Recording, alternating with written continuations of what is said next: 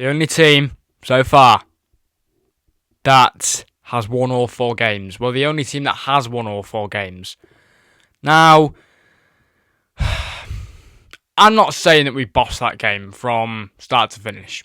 We didn't. Burnley were very hard to play against, but now, yeah, I'm not saying that we bossed it. I'm not, because we didn't. We did not boss proceedings in the slightest. I thought at times we could have done a little bit better. But at the end of the day, we got 3 points, and it's basically, it is basically the next step towards getting back to back. Now, we play Atletico Madrid on Wednesday, we will probably see the inclusion of Alexander Isak in the team. And he didn't start today. Obviously, Milos Kerkez was subbed off after 36 minutes. I think that was because he got a yellow card and he was going into challenges a bit too aggressively. And I think it was the right decision by Slot. I don't think it was anything like, it wasn't because, he wasn't playing great, let's be honest, but he was going into challenges a bit too aggressive, already being on a yellow card. And I thought Burnley were very hard to play against. They played a low block, and they did have some really good moments in that game. They didn't really get near scoring at any point, to be honest. Jay Nanton at the start had a shot that went over the bar. It was bitty, really. No team really had a masterclass today. I thought Florian Wirtz played really well, and I just want to say this thing. If you don't watch the game, now this might turn into a bit of a rant for a minute or so just, brace yourselves. Whoever reads the game off FootMob information is thick. If you haven't watched the game, then you don't know what has happened. If you haven't watched the game, then you don't know what has happened. Florian Wirtz had some really good moments today. Oh, but because Touchline X on Twitter has said that he lost, 20% or 70% possession, that means he's crap. It annoys me so much. All these FootMob nerds think they know what they're talking about. They don't. If you watch the game with your own eyes, then you know what's happened. He wasn't that bad. I don't even know what rating he got on FootMob because I don't have the app. Because it's just like the rating of the play doesn't reflect what they did in the game. I've seen on, I don't know if because AI is too real nowadays, people saying that it was a 5.9 on FootMob. He wasn't a 5.9 though, he was better than a 5.9. Milos Kerkez, who went off after 36 minutes, got a 6.5. Just don't believe what FootMob's telling you, because it's not true. FootMob's not watching the game, is it? And all this, Hater Central, if you've heard of him on X, Touchline X, anyone else? Trey, the United fan? Oh, he does my head in. But, this agenda against Wirtz needs to stop. It needs to stop. Mo Salah, I don't know what rating he got on FootMob, because I don't go on FootMob. I don't care about what rating FootMob's given Mohamed Salah. I don't give a monkeys. I don't care. But yeah, I thought Florian Wirtz had some really good chances. At points, he had a shot that went wide. And Dominic Szoboszlai obviously went into midfield position after Frimpong came off the bench.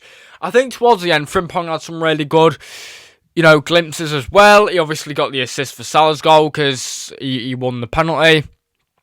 And I think with Frimpong now being back, Conor Bradley was really good as well when he came off the bench. Frimpong being now back, I think it's going to offer us a lot more. I would suggest starting Robbo next game against Atletico Madrid though, because I don't think Kerkez is he's not there yet, is he? We do need time to gel. I think this is what football fans are forgetting. That it's a new squad, really. Like, we need time to gel. We've not had that much time to gel. We've bought Wirtz in. We've bought Ekitike in. We've bought Frimpong in. We've bought Isak in. Anyone else? I think that's it. I could be wrong. Ekitike, Wirtz, Kirkez, Frimpong. I think that's it. Isak, obviously. But yeah. It needs time to gel, you know. We're 4 games into the season. Like, fans are so reactionary. They really are so reactionary. And, like, all these I call them Twitter football fans or social media football fans because they haven't watched the game. They don't know what's going on because they're too busy, you know, having their ass stuck up their own, like, having their head stuck up their own ass, not watching the game. They've got their head in the clouds, they don't know what's going on. Like, fair enough, if you watch the game, have an opinion on it. But if you've not watched the game, you can't comment on how good a player's done. This is what really annoys me.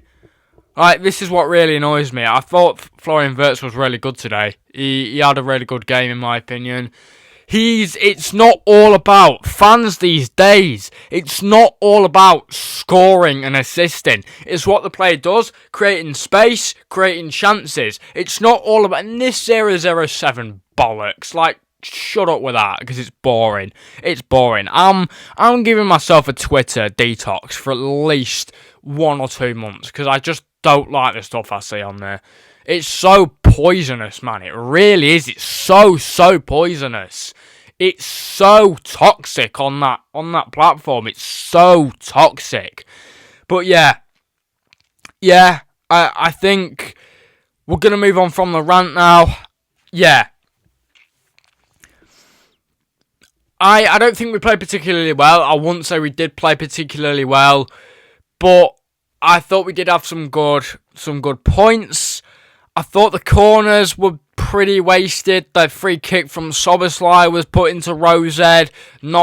Obviously not as good as the free kick he took against Arsenal. We all know what happened with that one. And obviously Mo Salah with a penalty at the end.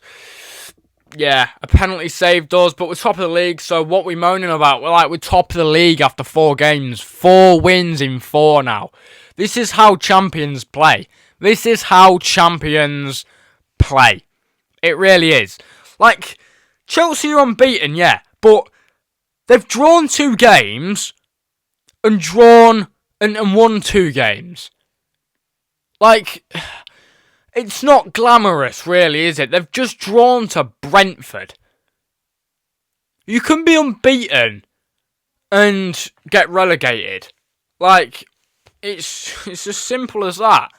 You can be unbeaten and get relegated. Like, you can get, like, so many draws and, like, a few wins. But it is possible to get relegated unbeaten. You don't always win the league unbeaten. But, yeah. Juventus were unbeaten after about 16 games last season in the Serie A. They were 5th. 5th. So, you know, being unbeaten isn't always great. Because it doesn't always mean good stuff. But yeah, focus more on the game. The goalkeeper didn't have much to do. I thought that at times Burnley could have got a goal. But I think Liverpool, we're getting there. We are getting there. We just need a couple more games. We're getting there. I mean, we got Champions League game midweek against Atletico. But we are getting there. And I thought we had some really good opportunities today. I thought Ekitike was a bit off it, maybe. But we are getting there. It's just about breaking teams down and, you know, creating more chances in the box. But we are getting there. And I do think we'll start to have some very, very good performances soon. Hopefully, the first really, really good performance will be midweek against Atletico Madrid. We need a good start in that competition. There will be a preview, as I always do, a live preview on Tuesday night. And then there'll be a watch-along on Wednesday night. But yeah, hopefully we start to have some good performances now. Because, you know, we've, like, not that, like, I'd say for the first half against Bournemouth, we weren't bad. And then second half, we dropped massively. And then Newcastle, we were not great. I'd say against Arsenal, we weren't great. And against Burnley, we got lucky, in my opinion, with that penalty. And yeah, we got really lucky against Burnley. In my opinion, I don't think you can say any fairer than that, to be honest. But I think I'm hoping we'll perform better against Atletico, because I can't take any more of these stressful performances. But the game was really boring. It really was. Like, if you ever need to sleep, but you can't sleep, stick that on. Because you'll fall to sleep in seconds, genuinely. Yeah, I think that's all I've got to say, really. I thought some of our players were really good today. I thought Connor Bradley coming off as a cameo off the bench was really good. I think Florian Wirtz was actually really good, and I'd say that we do have a lot more improving to do. But hopefully, the big man Alexander Isak will be playing next game, and we'll get to see what he can do. And we'll get to see him in Liverpool shirt finally. Hopefully, I think he will play on Wednesday. As always, if you enjoyed the video, you know what to do. Which means like, subscribe, turn your post notifications on, and I will see you lovely lot in the next one. Please take care of your beautiful selves, and as always, peace out.